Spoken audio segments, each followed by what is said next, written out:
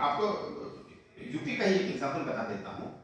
चपरासी की पोजीशन, चपरासी समझते हैं, पियन होता है जैसे अपने यहाँ ये जो लोग घूम रहे हैं, ये जितने सारे लोग हैं ऑफिस में आपने देखा होगा, उनमें से कुछ की पोजीशन ये पोजीशन है। यूपी में पीएचडी होल्डर ने अप्लाई किया था गवर्नमेंट की चपरासी पोजीशन की, पीएचडी होल्डर्स ने एक लार्ज नंबर में किया था, नौकरियां नहीं है ना। तो ये उसका मतलब क्या हुआ? इसका मतलब है कि जो एसेंशियल क्वालिफिकेशन है चपरासी की, उसके ऊपर वालों ने अप्लाई किया, और नौकरियां जब दी जाएंगी तो नेचुरली उनका परफॉर्मेंस अच्छा होगा। तो इस बात से मैं आपको क्या मैसेज दे रहा हूं कि मिनिमम रिक्वायरमेंट में हम जीना छोड़ दें।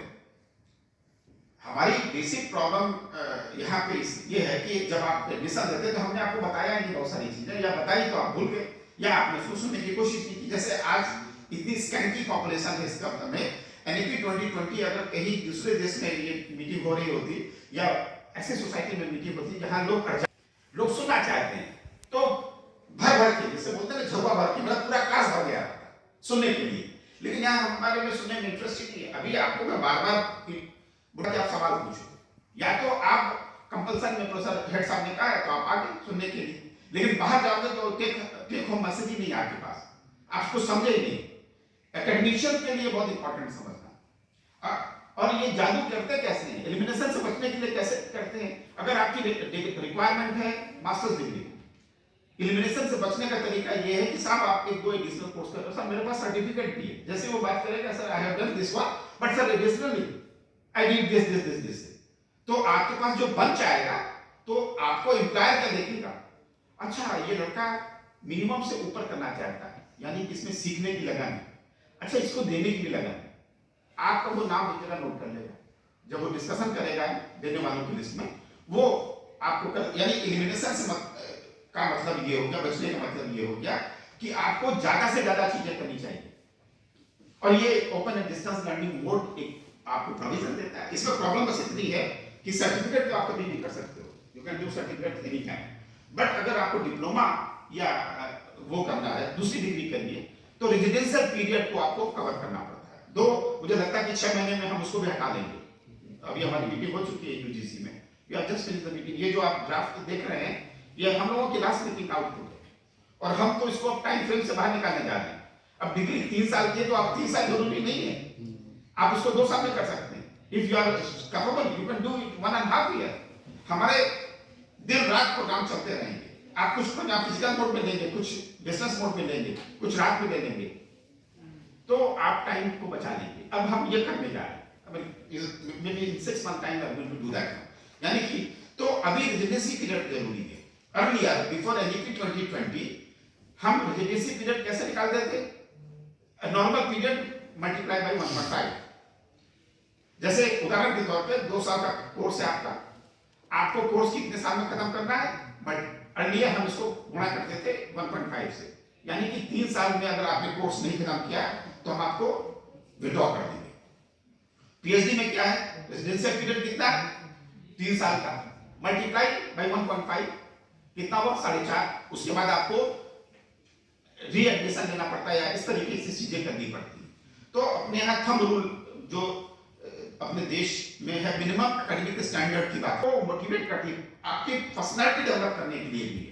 और ये जो प्रोग्राम हमने किया ये आपके पर्सनालिटी डेवलपमेंट का भी प्रोग्राम है, बट इट ऑल डिपेंड कि आप इसको ले कैसे करते हैं। जब इंटरव्यू होता है तो आप इन चीजों को इंट्रोड्यूस कैसे करते हैं, तो इस आर्ट को समझना पड़ता है। ये आर्ट्स आपको हो सकता है कि may be this is not the forum, but how to, जैसे जो पेनिट्रेट करते हैं during the time of group discussion और during the time of interview, आप स्विच ओवर कैसे करेंगे, वो ड्रामा आपको आना चाहिए। इसको इंटरव्यू क्राफ्ट बोलते हैं, ठीक है। जैसे कोर्ट में क्राफ्ट होता है कि वकील अपनी बात को कैसे ट्विस्ट करेगा, उसको बोलते हैं कोर्ट क्राफ्ट। और इसी तरीके से इंटरव्यू क्राफ्ट भी आपको आना चाहिए। तो आपको ये सब चीजें हो सकता है धीरे धीरे सिखाई जाएंगे, बट आज के इस कार्यक्रम का जो लबोलुबाब था ये इसको था कि आपको थोड़ा सा हम अर्जाई बना दें, थोड़ा सा आपको मोटिवेट कर दें, और ये बता दें कि ज्यादा से ज्यादा प्रोग्राम अगर आप करेंगे, ज्यादा से ज्यादा सर्टिफिकेट या डिग्री आपके पास रहेगी। जैसे अपने यहाँ बीएचयू तो वैसे ही अभी कुलगीत उसको चीने गया है, और भाई को भी कहा गया था ताली ना बजाओ, तो जानते हो ताली क्यों नहीं बजानी होती है? ये भजन है, भजन के बाद ताली नहीं बजाते। The university song is like bhajan, और जब भजन आप गाते हो तो उसके बाद ताली नहीं बजाते हो। भजन इज लाइक इन्वॉल्वमेंट।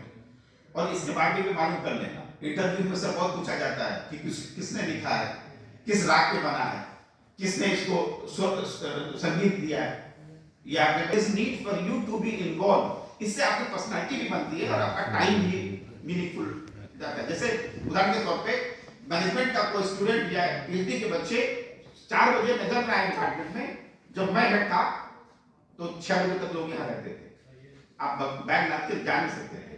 इन्हीं एमबीए के बच्चों को मोटिवेट है। और ये डॉक्टर मनीष यहाँ बैठे हुए हैं, is from core management.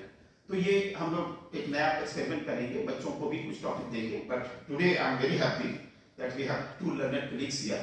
Doctor Pandey और हम मुस्कुरा इसलिए रहे थे कि मुझे लगता है 2009-10 में ना, तो उसमें ये लोग बेचा करते थे। तो वो तो बाद में मैं कटनी काउंसिल का मेंबर हुआ तो हमने कहा ये बेचना बंद कर दिया। पहले ये नोट्स बिकते थे। तो डॉक्टर पांडे और हम लोगों ने बड़ी मेहनत की, और फिर डॉक्टर पांडे ने मेरी मदद की। मेरे पास हमारी भर के सारे नोट्स हैं। मैं टीचर होने के बाद भी अपने ऊपर होमवर्क करता हूँ। ये नहीं कि मैं टीचर हो गया तो मुझे सब आता है, बट डेली बेसिस पे अपने ऊपर होमवर्क करता हूँ। नया क्या सोचूं, नया क्या लिखूं। अभी न्यू पेंशन स्कीम पे मैंने लिखा हुआ, गवर्नमेंट ने मना कर दिया कि इसको आप अपना नाम मत डालिए, क्योंकि अब हमारी नौकरी पे है, हमारी नौकरी पे है। उस पेपर को अवार्ड मिल गया, and 2 state governments are using the philosophy of that paper. That paper is here with me. We have written a policy paper on World Health Organization कर रहा है, और अभी एक वंडरफुल पेपर आया अग्निवीर पे।